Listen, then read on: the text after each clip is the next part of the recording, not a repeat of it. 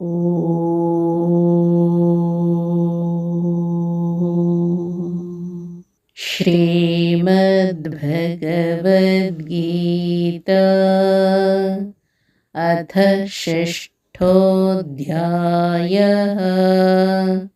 आरनेय अध्याय ध्यानयोगः। ಧ್ಯಾನಯೋಗ ಅಧ್ಯಾಯ 6 ಶ್ಲೋಕ 47.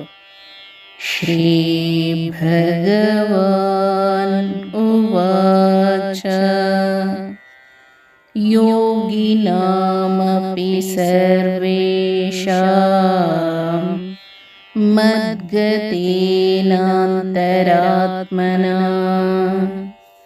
ಶ್ರದ್ಧಾವಾನ್ ಭಜತೆ ಯೋ ಮಾಂ ಸಮೇ ಯುಕ್ತತಮೋ ಮತಃ.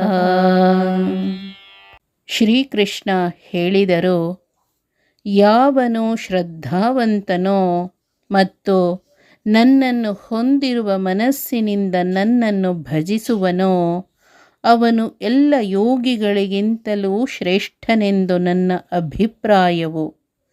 ಯೋಗಿಗಳಲ್ಲಿಯೂ ಯಾರು ನನ್ನಲ್ಲೇ ಚಿತ್ತವನ್ನು ನಿಲ್ಲಿಸಿ ಶ್ರದ್ಧೆಯಿಂದ ನನ್ನನ್ನೇ ಸೇವಿಸುವರೋ ಅಂತಹವರು ಅತ್ಯಂತ ಶ್ರೇಷ್ಠರೆಂದು ನನ್ನ ಅಭಿಪ್ರಾಯವು.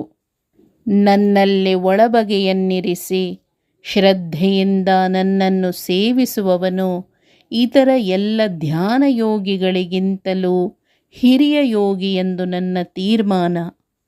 ಧ್ಯಾನವನ್ನು ಮಾಡುವಾಗ ನಾವು ಮನಸ್ಸನ್ನು ಯಾವುದರ ಮೇಲೆ ಕೂಡ ಏಕಾಗ್ರ ಮಾಡಿ ಧ್ಯಾನ ಮಾಡಬಹುದು. ಕೆಲವರು ಅನೇಕ ಕ್ಷುದ್ರ ದೇವತೆಗಳು, ಭೂತ ಪ್ರೇತಗಳನ್ನು ಉಪಾಸನೆ ಮಾಡುವವರಿದ್ದಾರೆ.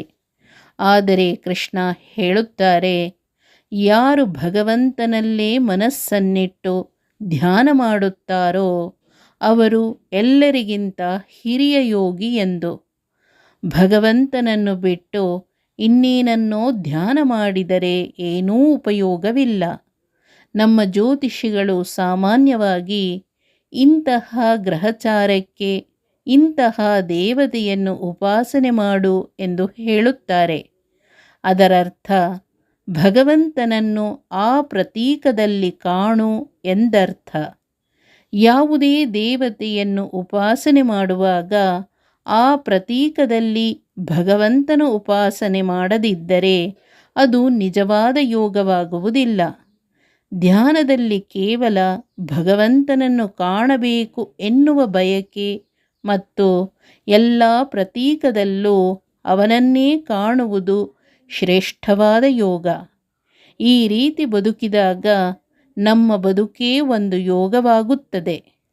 ಓಂ ತತ್ಸವಿತಿ ಶ್ರೀಮದ್ಭಗವದ್ಗೀತಾಸು ಉಪನಿಷತ್ಸು ಬ್ರಹ್ಮವಿದ್ಯಾಯಾಂ ಯೋಗಶಾಸ್ತ್ರೇ ಶ್ರೀಕೃಷ್ಣಾರ್ಜುನ ಸಂವಾದೇ ಆತ್ಮಸಂಯಮಯೋಗೋ ನಾಮ ಷಷ್ಠೋऽಧ್ಯಾಯಃ. ಇತಿ ಧ್ಯಾನಯೋಗೋ ನಾಮ ಷಷ್ಠೋऽಧ್ಯಾಯಃ. ಧ್ಯಾನಯೋಗವೆಂಬ 6ನೆಯ ಅಧ್ಯಾಯವು ಮುಗಿಯಿತು.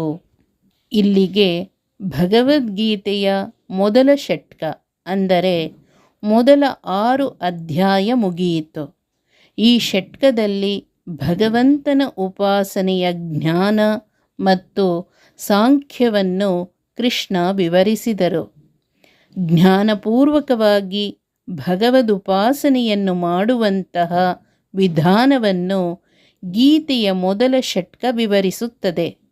ಮುಂದೆ ಭಗವಂತನನ್ನು ಉಪಾಸನೆ ಮಾಡುವ ವಿಷಯಾಂಶ ಅಂದರೆ ಆಸ್ಪೆಕ್ಟ್ ಮತ್ತು ಭಗವಂತನ ಮಹಿಮೆ ಅದರ ವಿವರಗಳು ಬರುತ್ತವೆ.